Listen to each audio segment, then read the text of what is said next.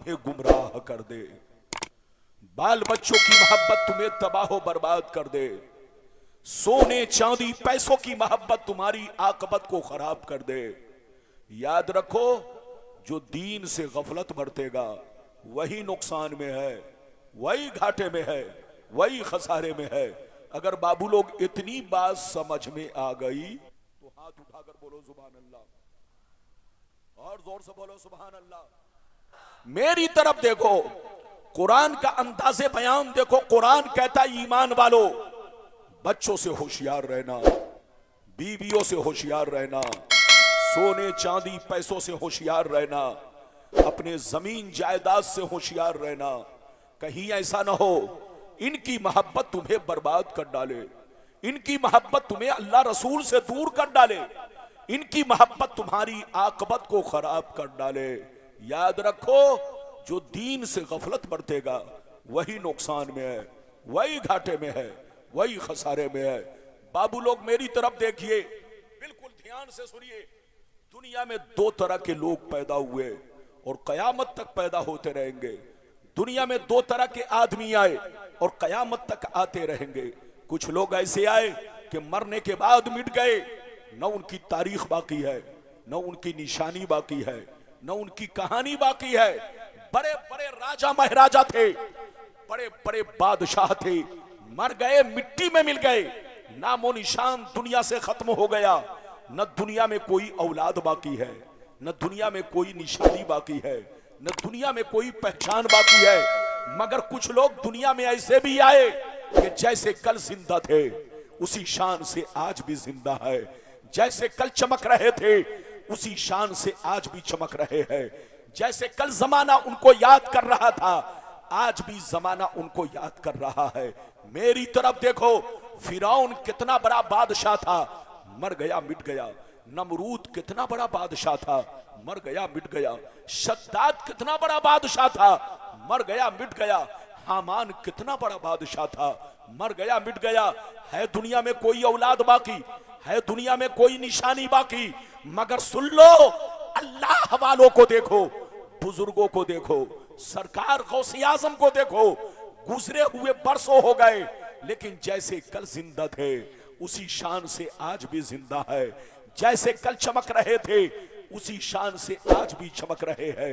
गरीब नवाज को देखो, जैसे कल चमक रहे थे उसी शान से आज भी चमक रहे हैं। सरकार आला हजरत को देखो, जैसे कल चमक रहे थे उसी शान से आज भी चमक रहे हैं। हुजूर शुएबुल औलिया को देखो, जैसे कल चमक रहे थे उसी शान से आज भी चमक रहे हैं। ऐ हमारे बच्चों, जो शराब पीकर मरता है वो मिटा दिया जाता है, जो जुआ खेल के मरता है वो मिटा दिया जाता है, जो अय्याशी करके मरता है वो मिटा दिया जाता है, जो अल्लाह रसूल का गद्दार होकर मरता है वो मिटा दिया जाता है, जो अल्लाह रसूल की दुश्मनी में मरता है वो मिटा दिया जाता है।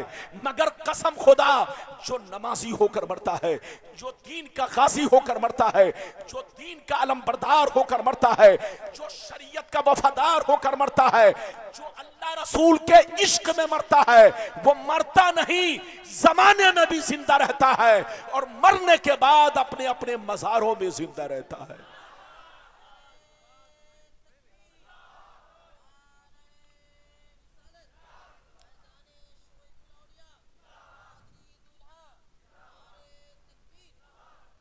बात समझ में आ रही है? और जोर से बोलो, बात समझ में आ रही है? मेरी तरफ देखो, मरना तो सबको है, जोर से बोलो, मरना तो सबको है। मगर आए हमारे बच्चों, शराब पीकर मत मरो, जुआ खेलकर मत मरो, ताशबाजी करके मत मरो, माँ बाप को गालियां देकर मत मरो, अल्लाह के वलियों की शान में गुस्ताखियां करके मत मरो, अपने नबी पाक के खिलाफ कोई जुमला बोलकर जिंदगी मत गुजारो। मेरी तरफ देखो, मरना तो सबको है, वो काम करके मरो कि मरने के बाद जमाना तुम्हारा भी तज़किरा करे, तुम्हारा भी नाम ले, तुम्हारे भी नाम से कुरान पढ़े। बोलो, जैसे आज हुजूर शुएबुल औलिया की याद मनाई जा रही है, गरीब नवाज की याद मनाई जा रही है।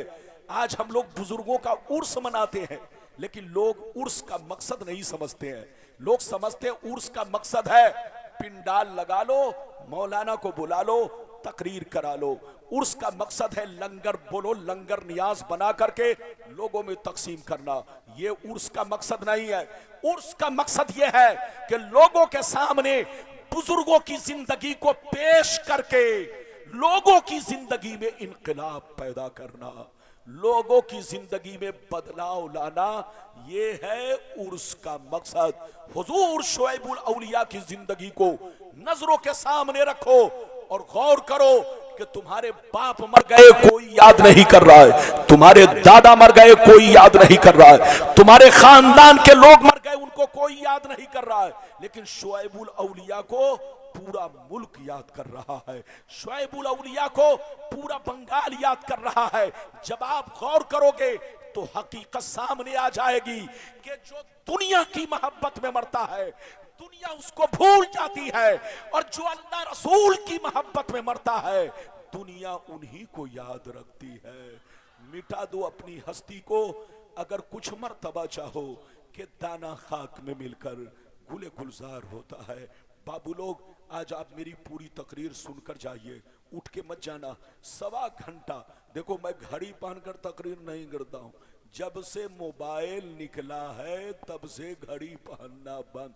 अब मेरी तकरीर चेहरा देखकर होती है, जब तक चेहरा मुस्कुराता है मैं समझता हूं घड़ी चल रही है, लेकिन जैसे आंखें बंद होने लगती है तो मैं समझ लेता हूं अब घड़ी बंद हो रही है। तो जब तक आपका चेहरा मुस्कुराएगा मेरी तकरीर चालू रहेगी, इसलिए आप बिल्कुल अदब से बैठे। पहले तो इधर देखिए, पहले तो मैं वो हदीस आपको सुनाना चाहता हूं कि दुनिया क्या है, दुनिया की हकीकत क्या है, फिर जैसे जैसे वादा किया है वादे के मुताबिक आपको हदीस सुनाऊंगा। इजाजत है तो मैं हदीस सुनाऊं। सारा मजमा बाबू लोग अगर हदीस सुनना चाहता है तो हाथ उठाकर बोलो सुभान अल्लाह, और जोर से बोल दो सुभान अल्लाह, और जोर से बोलो सुभान अल्लाह। माशाअल्लाह, गौर से सुनो। तिरमिजी शरीफ जिल्द सानी बाबू सिफतिल जन्ना सफ़ा नंबर 79।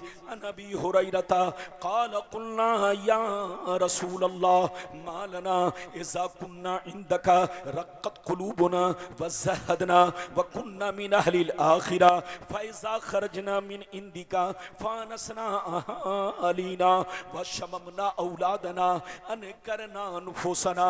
क़ाला अलैहिस्सलाम या अबा हुरैरा लौ अन्नकुम तकूनूना इज़ा ख़रजतुम मिन इंदी कुन्तुम अला हालिकुम ज़ालिक लज़ारतकुमुल मलाइकतु फ़ी बुयूतिकुम। हज़रत अबू हुरैरा रज़ियल्लाहु ताला अन्हु फरमाते हैं, एक दफ़ा मैंने सरकार से अर्ज़ किया, या रसूल अल्लाह हमें क्या हो गया है, आपकी बारगाह में रहते हैं, खूब नमाज पे नमाज पढ़ते हैं, रोजे पे रोजा रखते हैं, अल्लाह का खौफ रखते हैं, आखिरत का डर रखते हैं। या रसूल अल्लाह आपकी बारगाह में रहता हूँ, हमारी हालत कुछ और रहती है, जैसे घर चला जाता हूँ हालत बदल जाती है। तो नबी ने इरशाद फरमाया, या अबा हुरैरा लौ अन्नकुम तकूनूना इज़ा ख़रजतुम मिन इंदी कुन्तुम अला हालिकुम ज़ालिक लज़ारतकुमुल मलाइकतु फ़ी बुयूतिकुम। सरकार ने फरमाया, ए अबू हुरैरा जिस अंदाज में मेरी बारगाह में रहते हो, नमाज पे नमाज पढ़ते हो, अल्लाह का खौफ रखते हो, बुराइयों से बचा करते हो, जिस अंदाज में मेरी बारगाह में रहते हो उसी अंदाज में अगर घर पे रहा करो तो याद रखो तुम्हारे घर जाकर अल्लाह के फरिश्ते तुम्हारा दीदार करेंगे। कुछ समझा कि नहीं? और जोर से बोलो, कुछ समझा कि नहीं? अगर समझ गए तो एक मर्तबा और मोहब्बत से बोलो सुभान अल्लाह। मेरी तरफ देखो, अबू हुरैरा ने क्या कहा, सरकार आपकी बारगाह में रहता हूं, हमारी हालत कुछ और रहती है, जैसे चला जाता हूं हालत बदल जाती है। तो नबी ने क्या कहा, इधर देखो, नबी ने फरमाया अगर हालत नहीं बदले, हालत नहीं बदले, जैसे जिस अंदाज में मेरी बारगाह में रहते हो उसी अंदाज में अगर घर पे रहा करो तो फरिश्ते तुम्हारे चेहरे की जियारत करेंगे, फरिश्ते तुम्हारे चेहरे को देखा करेंगे। दूसरी बात इस हदीस से यह मालूम हुई कि औलाद की मोहब्बत, बच्चों की मोहब्बत, रिश्तेदार की मोहब्बत इंसान के सीने से अल्लाह का खौफ निकाल देती है। और एक बात याद रखो, जिस मुसलमान के सीने से अल्लाह का खौफ निकल गया, या तो वो मरने से पहले गुमराह होकर मरेगा या तो वो काफिर होकर मरेगा। इसलिए मुसलमान, अगर तुम ईमान की बका चाहते हो तो हर वक्त सीने में अल्लाह का खौफ रखना। मरने से पहले जो आदमी अल्लाह का खौफ लेकर सीने में मरा वो जन्नती मरा। जोर से बोलो तो बिल्कुल अदब से बैठो। अभी तो मैंने आपको एक हदीस सुनाई है, लेकिन आपको अब मैं दूसरी हदीस सुनाना चाहता हूं। माइक की सेटिंग उल्टी पलटी होने से तकरीर में मिजाज बदलने लगता है। ये तो कहिए कि मैंने आकर के कुछ दुरुस्त किया ताकि तकरीर कर सकूं। इजाजत है तो बाबू लोग बिल्कुल अदब से बैठिए। अब मैं एक लंबी हदीस सुनाना चाहता हूं, बोलो इजाजत है? ऐसी हदीस के बदन के रोंगटे खड़े होंगे, बदन के रोंगटे खड़े होंगे, अल्लाह का खौफ पैदा होगा, बशर्ते के हदीस को दिल से सुने। मेरी तरफ देखिए, हदीस सुनना चाहते हैं तो सारा मजमा बाबू लोग हाथ उठाकर बोलो सुभान अल्लाह, और जोर से बोल दो सुभान अल्लाह, और जोर से बोलो सुभान अल्लाह। माशाअल्लाह, गौर से सुनो। तिरमिजी शरीफ जिल्दे सानी बाबुल फितन सफा नंबर 44 की हदीस सुनो।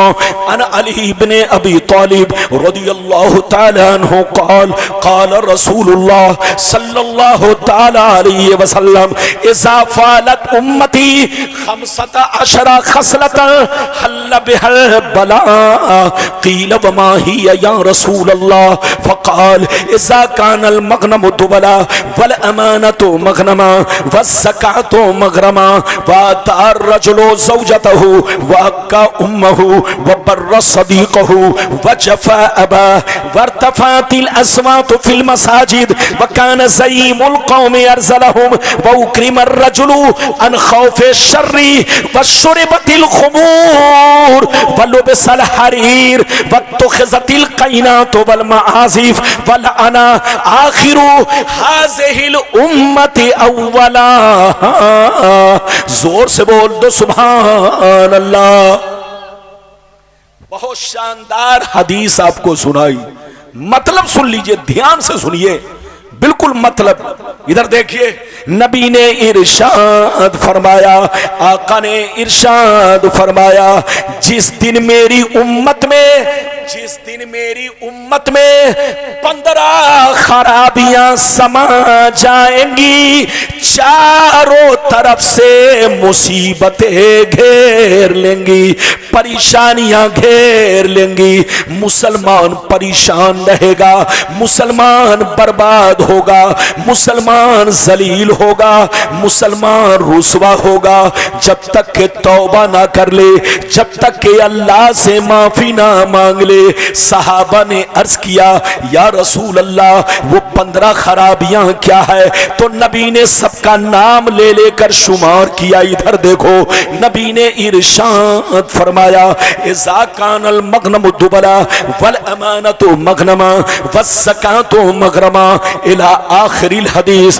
पैगंबर ने फरमाया, जब लोग माले गनीमत को अपना माल समझने लगे, किसी की अमानत को अमानत ना समझे, अमानत में खयानत करने लगे, ज़कात देने को तावान समझने लगे, लोग बीवी की बात माने, माँ को नाराज रखे, दोस्त से मोहब्बत करे, बाप पर जुल्म करे, मस्जिद में लड़ाई करे, गुंडों की ताजीम करे, गुंडों का एहतराम करे, चोर बेईमान लोगों को अपना सरदार बना ले, शराब नोशी आम हो जाए, ज़िनाकारी आम हो जाए, रेशमी कपड़े आम हो जाए, गाने बजाने का सामान लोग घरों में भर डाले, लोग सड़कों पर लौंडियों से नाच करवाए, लौंडियों से डांस करवाए,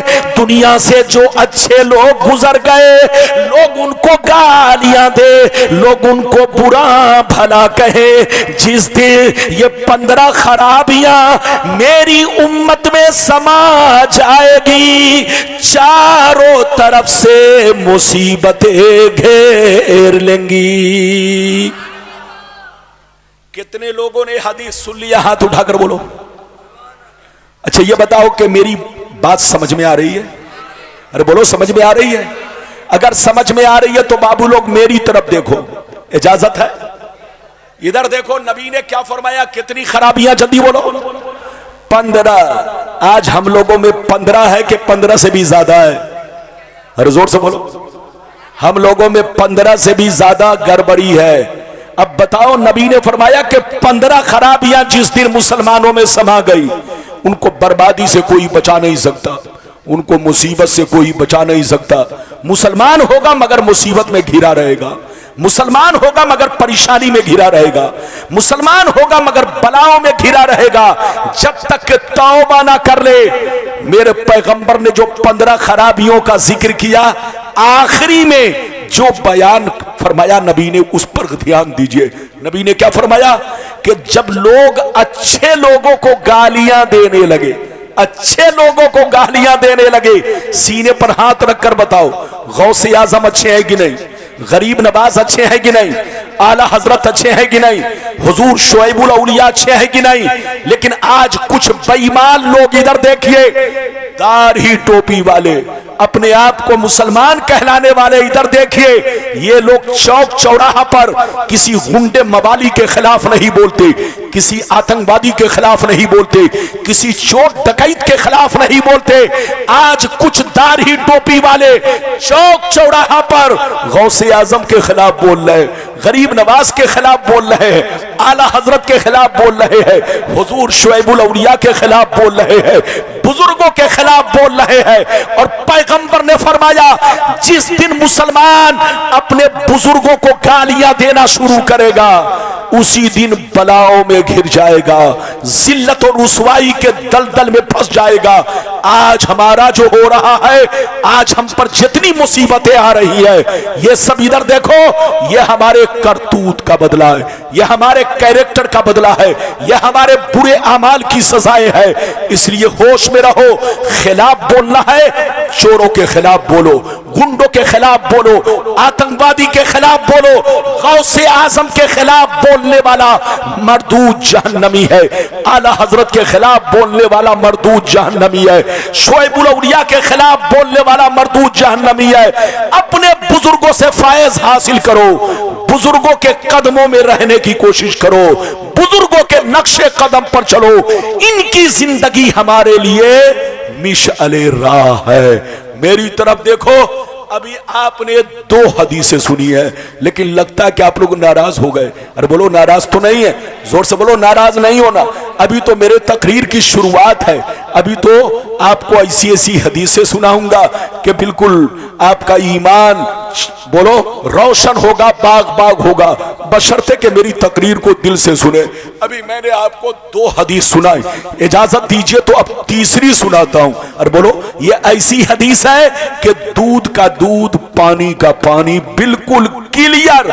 इस हदीस से पता चलेगा कौन हक पर है और कौन झूठा मक्कार है, कौन गलत है, कौन सही है।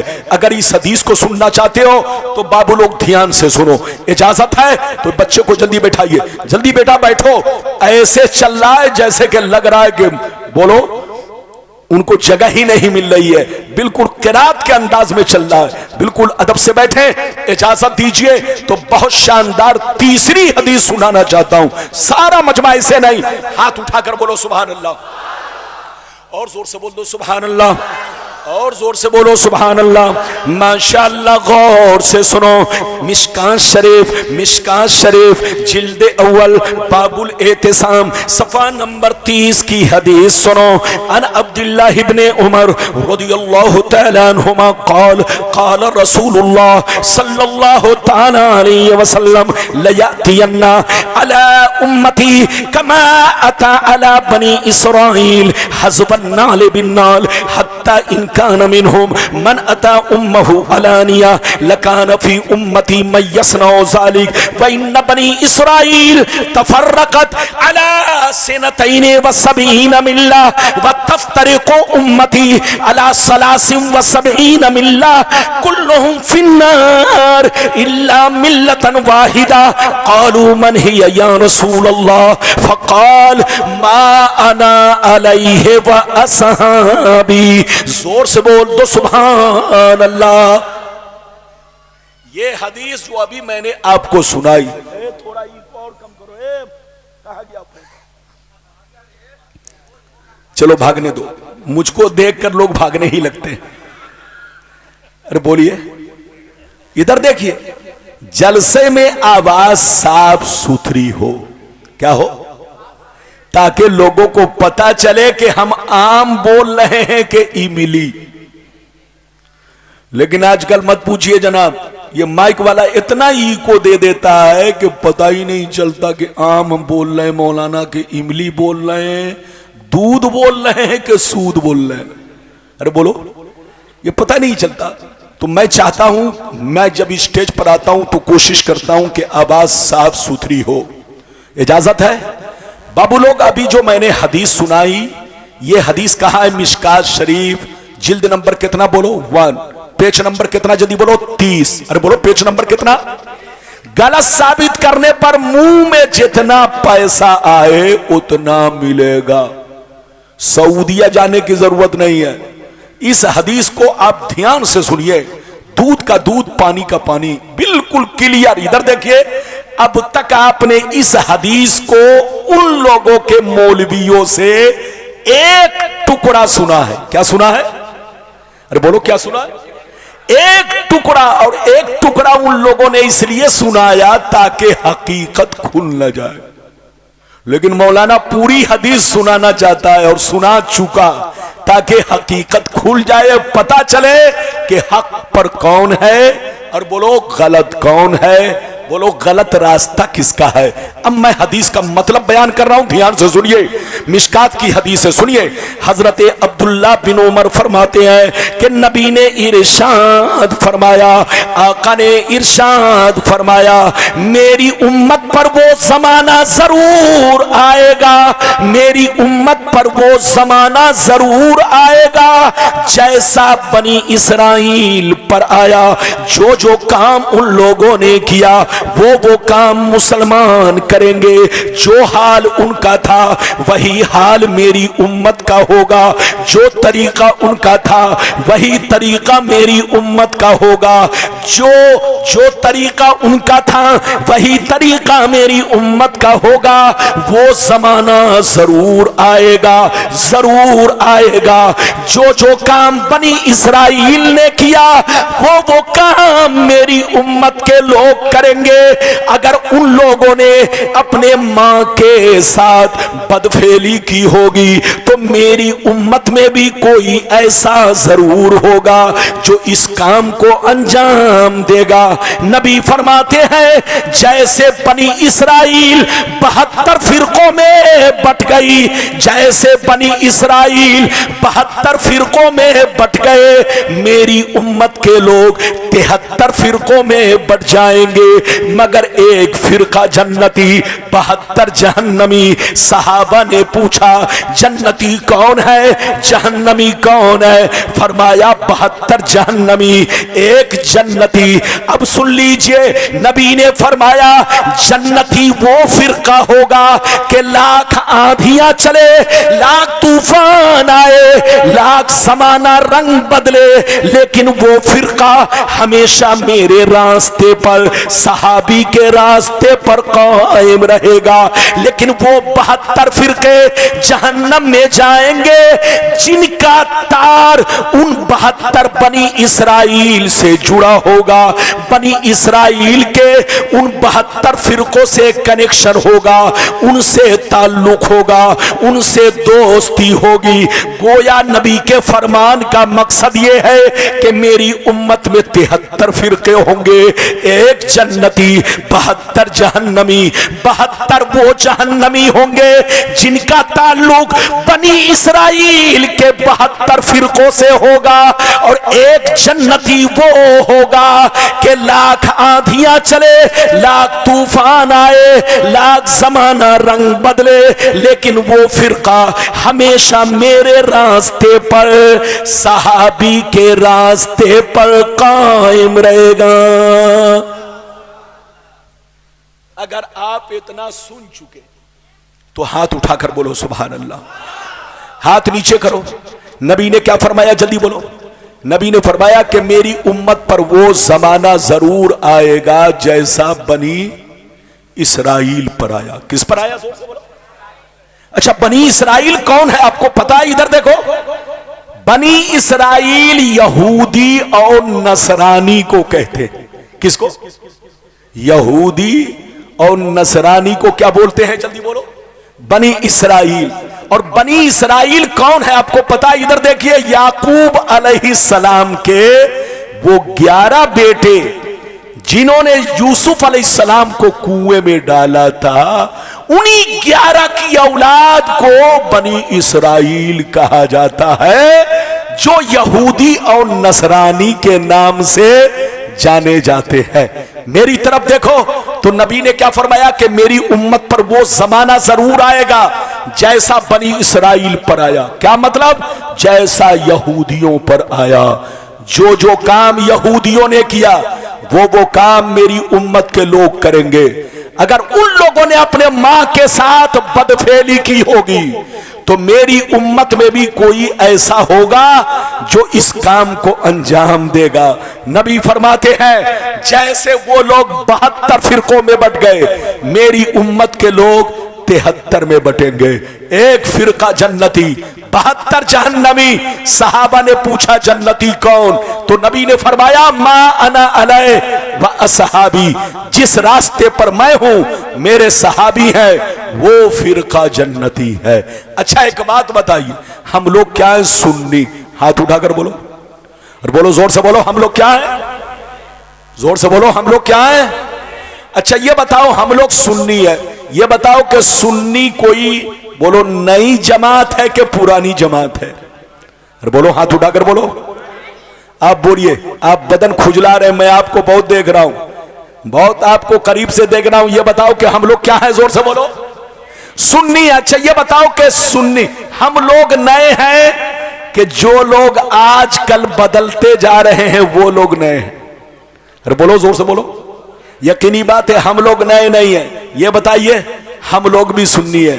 हमसे पहले 50 साल पीछे जितने मुसलमान थे सब सुन्नी। आज से 100 साल पीछे जितने मुसलमान थे सब सुन्नी। 500 बरस पीछे जितने मुसलमान थे सब सुन्नी। इधर देखो, 1000 बरस पीछे जितने मुसलमान थे सब सुन्नी। 1200 साल पीछे जितने मुसलमान थे सब सुन्नी। बोलो, सब सुन्नी थे कि नहीं? जो लोग पहले सलाम पढ़ते थे, जो लोग पहले दरूद पढ़ते थे, जो लोग पहले नबी की नात पढ़ते थे, बड़े बड़े मुफ्ती मौलाना, उन लोगों के जो पहले सुन्नी थे 100 बरस के अंदर बदल गए, 200 बरस के अंदर बदल गए, कोई 250 बरस के अंदर बदले। 250 बरस के अंदर कोई वहाबी बना, कोई देवबंदी बना, कोई कादियानी बना, कोई जमात इस्लामी से ताल्लुक रखने वाला। वरना इधर देखो, 250 बरस पहले सबके बाप दादा सुन्नी, सबके लक्कर दादा सुन्नी, सबके परदादा छेड़दादा सब सुन्नी। बड़े बड़े मुफ्ती मौलाना सब सुन्नी थे, लेकिन 250 बरस में लोग बदलते चले गए। जैसे गिरगिट के चेहरे का रंग बदलता है, अरे जोर से बोलो, जैसे गिरगिट के चेहरे का रंग बदलता है, ऐसे ही कुछ मुसलमान यहूदियों के चक्कर में पड़ के, उनके जाल में फंस करके बोलो अपनी अपनी जमात अलग अलग बनाते चले गए। ऐ सुन्नियों, लड़ने का वक्त नहीं, समझने का वक्त है। होश में रहो, होश में रहो। इधर देखो, आप पैगंबर की हदीस पर गौर करो। पैगंबर ने फरमाया मेरी उम्मत में कितने फिरके जन्नत में जाएंगे? बोलो 72, और एक फिरके जन्नत में। बोलो ये 72 जहन्नम में इसलिए जा रहा है कि उनका ताल्लुक 72 यहूदियों से है। 72 बोलो यहूदियों के 72 फिरकों से है, बनी इसराइल के 72 फिरकों से है। इसलिए अगर आप वाकई हक पर कायम रहना चाहते हैं तो सुन्नी बनकर रहिए, सरकार आला हजरत के झंडे के नीचे रहिए, शोएबुल औलिया की गुलामी में रहिए। इसी में हमारी कामयाबी है, इसी में हमारी भलाई है। इजाजत दीजिए तो अब मैं आपको चौथी हदीस सुनाना चाहता हूं, लेकिन लगता है कि आप लोग थक गए। बोलो थके तो नहीं? जोर से बोलो, अरे जोर से बोलो, थके तो नहीं? अगर थके नहीं तो मैं आपको चौथी हदीस सुनाना चाहता हूं। बाबू लोग चौथी हदीस सुनिए, सारा मजमा सुनना चाहता है तो हाथ उठाकर बोलो सुभान अल्लाह, और जोर से बोल दो सुभान अल्लाह, और जोर से बोलो सुभान अल्लाह। माशाअल्लाह, गौर से सुनो, तिरमिज़ी शरीफ जिल्दे सानी बाबू ज़ुहद सफ़ा नंबर 56 की हदीस सुनो। अन अब्दुल्लाह इब्ने मसूदिन क़ाल क़ाल रसूलुल्लाह सल्लल्लाहु तआला अलैहि वसल्लम लौ कानतिद दुनिया तादिलु इंदल्लाहि जनाहा बऊज़ा मा सक़ा काफ़िरम मिनहा शरबत मा। हजरत अब्दुल्ला बिन मसूद फरमाते हैं कि नबी ने फरमाया अगर ये दुनिया अल्लाह के नजदीक मच्छर के पर के बराबर हैसियत रखती, अगर ये दुनिया अल्लाह के नजदीक मच्छर के पर के बराबर कीमत रखती तो अल्लाह ताला किसी काफिर को पानी का एक कतरा तक नहीं देता। जितने काफिर होते सब प्यास से मर जाते, जितने बेईमान होते सब पानी के बिना घुट घुट के मर जाते, मगर अल्लाह के नजदीक दुनिया की कोई हैसियत नहीं। इधर देखो, ध्यान से सुनो।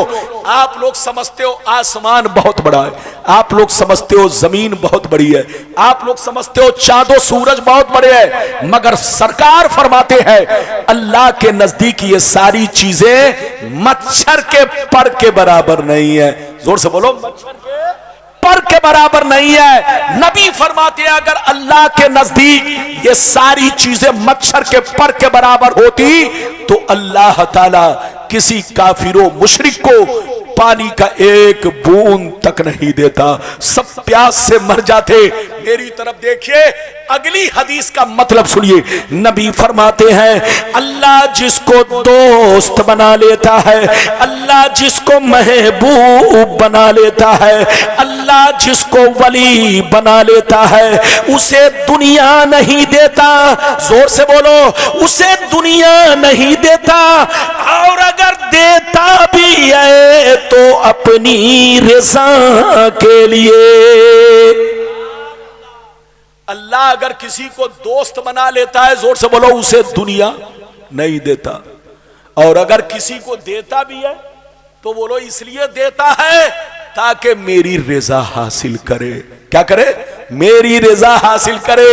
इसलिए नहीं देता कि 50 लाख की गाड़ी से चले, इसलिए नहीं देता कि टाटा बिरला के टक्कर में कोई कारखाना और फैक्ट्री खोले। अल्लाह अगर किसी को वली बनाकर दौलत देता है तो इसलिए देता है ताकि बंदा मेरी दी हुई नेमत को मेरी मखलूक पर खर्च करे, मेरे दीन पर खर्च करे, मेरे रास्ते में खर्च करे, जहां मेरे दीन की जरूरत हो वहां खर्च करे। हजरात आप लोग समझते होंगे, इधर देखिए ध्यान से सुनिए, आप लोग समझते होंगे वली उसको कहते हैं जो जंगलों में रहा करता हो, वली उसको कहते हैं जो सड़कों पर पागलों की तरह घूमता हो, वली उसको कहते हैं जो फटा पुराना कपड़ा पहने रहता हो। इसका नाम वली नहीं है, धोखे में मत पड़ना। इधर देखो, किसी पागल को देख करके मुरीद मत हो जाना, किसी पागल का मजार मत बना देना, इसका नाम विलायत नहीं है। विलायत किसको कहते हैं? इधर देखिए, वलियों की पहचान क्या है मैं आपको बता देता हूं, ध्यान से सुनिए। वली हमारे दरमियान रहते हैं, जोर से बोलो, वली हमारे बीच में रहते हैं। ये और बात है कि हम लोग पहचान नहीं पाते, लेकिन आपको पहचान बता रहा हूं, सुन लो। वली हमारे बीच रहते हैं, मगर उनको पहचानने का तरीका यह है, हमारी जिंदगी में उनकी जिंदगी में बहुत बड़ा फर्क होता है। हम खाते हैं अपने लिए, पीते हैं अपने लिए, सोते हैं अपने लिए, जागते हैं अपने लिए, पैसे कमाते हैं अपने लिए, तिजारत करते हैं अपने लिए। हम लोग जो कुछ करते हैं वो अपने लिए करते हैं, मगर अल्लाह का वली जो कुछ करता है वो अल्लाह की रज़ा के लिए। किसके लिए? जोर से बोलो, और बोलो, अल्लाह का वली जो कुछ करता है, ये पहचान बता रहा हूं। इधर देखो, वो खाना भी खाएंगे तो नीयत ये होगी कि अल्लाह हमसे राजी हो जाए, वो पानी भी पिएंगे तो नीयत ये होगी, बोलो, उनकी नीयत ये होती है अल्लाह हमसे राजी हो जाए। अगर किसी को 10 रुपए दिया तो ये नीयत रखी अल्लाह हमसे राजी हो जाए। जिस मुरीद को जहां जरूरत है वहां वो दौड़ पड़े, इसलिए कि अल्लाह हमसे राजी हो जाए। वो मुरीद को राजी करने के लिए नहीं, बोलो किसको राजी करने के लिए? अल्लाह को राजी करने के लिए। ये है बुजुर्गों की पहचान। इजाजत दीजिए तो एक बड़ा अच्छा वाकया आपको सुनाऊं। इधर देखिए, 2 बुजुर्ग थे, जल्दी बोलो, 2 बुजुर्ग थे, दोनों में बड़ी गहरी दोस्ती थी। एक बुजुर्ग दरिया इस पार रहे थे, दूसरे बुजुर्ग दरिया उस पार रहे थे। इस पार वाले बुजुर्ग ने एक दफा खीर बनाई। क्या बनाई? जल्दी बोलो, खीर। जैसे खीर बनाई, अपने मुरीद को बुलाया, कहा बेटा इधर आओ, ये खीर मैंने अपने दोस्त के लिए बनाई है, ऐसा करो दरिया उस पार जाओ, मेरा एक दोस्त मिलेगा, उसको मेरा सलाम कहना और उनसे कहना हजरत ने आपके लिए खीर बनाकर भेजा है। मुरीद ने जैसे सुना तो क्या कहा, सुनिए। मुरीद ने कहा, हुजूर आपका हुक्म सर आंखों पर, आपका हुक्म सर आंखों पर, मगर दरिया कैसे पार करूंगा? बरसात का मौसम है, पानी बरस रहा है, न कश्ती है न मल्ला है, दरिया कैसे पार करूंगा? तो अल्लाह वाले ने कहा, अरे बेटा सुन लो, जब दरिया के किनारे जाना, जब दरिया के किनारे जाना तो दरिया से इतना कहना, अरे दरिया मुझे उस आदमी ने भेजा है जो आज तक अपनी बीवी से मुलाकात नहीं किया है। जब दरिया के किनारे जाना तो दरिया से ये कहना, ऐ दरिया मुझे उस आदमी ने भेजा है जो आज तक अपनी बीवी से मुलाकात नहीं किया। जैसे इतना कहोगे तो दरिया तुमको रास्ता दे देगा। यह आदमी सुना तो बड़ा परेशान, कहा या अल्लाह हजरत की शादी हो गई है, हजरत के कई बच्चे हैं और ऐसा कह रहे हैं कि आज तक मैंने बीवी से मुलाकात नहीं किया। बात तो समझ में नहीं आई, मगर अल्लाह वाले का हुक्म था। दरिया के किनारे पहुंच गए, कहा ए दरिया मुझे उस आदमी ने भेजा है जो आज तक अपनी बीवी से मुलाकात नहीं किया है, उनका हुक्म है कि रास्ता दे दे। जैसे इतना कहा, दरिया का पानी छट गया, रास्ता क्लियर। जैसे ये उस पार पहुंचा तो देखता क्या है, एक दुबला पतला कंबल ओढ़े हुए बुजुर्ग सर झुकाकर बैठे हुए हैं। जैसे ये करीब पहुंचेगा, अस्सलाम वालेकुम, उन्होंने कहा वालेकुम सलाम। बेटा तुम कहां से आए हो, क्या नाम है? कहा सरकार आपके दोस्त ने मुझे भेजा है, आपको सलाम अर्ज किया है और आपके लिए खीर बनाकर भेजा है। जैसे हजरत ने दोस्त का नाम सुना, खीर का नाम सुना, आपने फरमाया बैठ जाओ, लाओ देखूं मेरे दोस्त की खीर कैसी है। आपने हाथ धोया, बिस्मिल्लाह किया और खीर खाने लगे। गौर से सुनिए, जब खीर खा चुके तो जो खीर लेकर गया था वो कहता हजरत इजाजत दीजिए ताकि मैं अपने घर को लौट जाऊं, अपनी मंजिल को लौट जाऊं, कहीं शाम न हो जाए। तो हजरत ने मुस्कुरा कर कहा जाओ इजाजत है। जैसे हजरत ने इजाजत दिया वो जवान रोने लगा, कहा सरकार मैं तो आ गया लेकिन जाऊं कैसे, फंस चुका हूं। तो अब हजरत ने क्या कहा, गौर से सुनिए।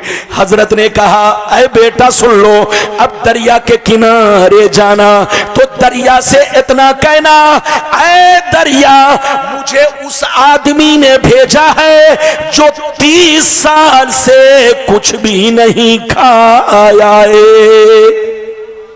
क्या कहा? 30 साल से कुछ भी नहीं खाया।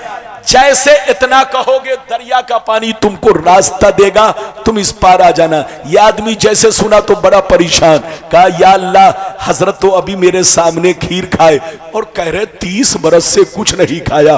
परेशानी की बात है, गौर से सुनिए, परेशानी की बात तो थी मगर अदबन हजरत से कुछ भी नहीं पूछा। क्या ऐसा क्यों? चले गए दरिया के किनारे, दरिया से कहा है दरिया मुझे उस आदमी ने भेजा है जो 30 बरस से कुछ नहीं खाया, उनका हुक्म है कि रास्ता दे दे। जैसे इतना कहा दरिया का बोलो पानी रास्ता देता है, ये उस पार चले जाते हैं। जैसे उस पार पहुंचे तो देखा क्या, एक बुजुर्ग जिन्होंने खीर देकर भेजा था वो सामने खड़े होकर मुस्कुरा रहे हैं। जैसे ये करीब पहुंचेगा अस्सलाम वालेकुम, उन्होंने कहा वालेकुम सलाम, बेटा क्यों परेशान हो? कहा सरकार परेशान करने वाली बात तो है, आपकी शादी हो गई है, आप साहिब औलाद हैं, आपने फरमाया आज तक बीवी से मुलाकात नहीं किया। उन्होंने मेरे सामने खीर खाई और कह रहे 30 बरस से कुछ नहीं खाया, ये परेशान करने वाली बात नहीं है तो क्या है? तो हजरत ने कहा बेटा परेशान मत हो, ये परेशान करने वाली बात नहीं है, जिंदगी बदलने वाली बात है, जिंदगी में निखार लाने वाली बात है। ऐ बेटा कान खोलकर सुन लो, ना तो मैंने आज तक कोई जिंदगी में अपना काम नफ्स के कहने पर किया है, न तो उसने अपनी जिंदगी में कोई काम नफ्स के कहने पर किया है। हम लोगों ने जो कुछ जिंदगी में किया है वो अल्लाह की रजा के लिए किया है।